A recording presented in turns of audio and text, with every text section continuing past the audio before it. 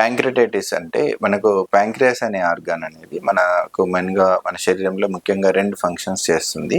ఒకటి మనం ఫుడ్ తిన్నప్పుడు దాన్ని డైజెస్ట్ చేయడము. రెండోది మన బ్లడ్ షుగర్స్‌ని ఇన్సులిన్ అండ్ గ్లూకాన్ అనే హార్మోన్స్ సెక్రెట్ చేయడం ద్వారా కంట్రోల్ చేయడం అన్నమాట. దీనికొచ్చే ఇన్‌ఫ్లమేషన్ అంటే దీనికొచ్చే ఎనీ ట్రామా వల్ల అంటే మనం మాట్లాడుకునేది మోర్‌గా అక్యూట్ ప్యాంక్రియాటైటిస్ గురించి.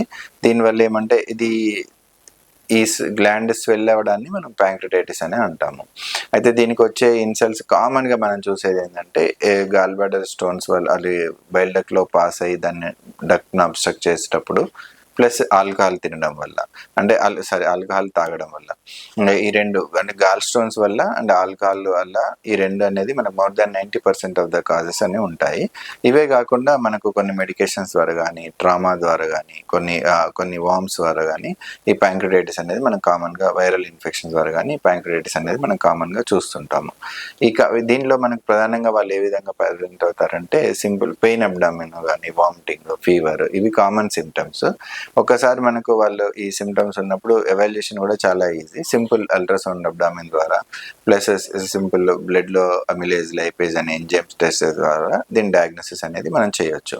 కాకపోతే వీటిలలో అక్యూట్ ప్యాంక్రియాటైటిస్ మనకి ఇంపార్టెన్స్ ఎందుకు అంటే వీళ్ళలో ఫార్చునేట్లీ 80% ఆఫ్ ద కేసెస్ మైల్డ్‌గా ఉంటాయి. వాళ్ళు సింపుల్ కన్జర్వేటివ్ మెజర్‌తోని ఇంప్రూవ్ అయిపోతారు. కానీ ఒక 20% ఆఫ్ ద కేసెస్ మాత్రం సీరియస్ అవుతాయి. అంటే వాటిలలో ఆర్గాన్ డ్యామేజ్ అనేది జరగవచ్చు. అంటే that can affect your heart, BP తగ్గిపోవచ్చు, లంగ్స్ ఆక్సిజన్ పడిపోవడం, ఇవన్నీ కిడ్నీస్ ఫంక్షన్ చేయకపోవడం ఇవన్నీ జరుగుతాయి.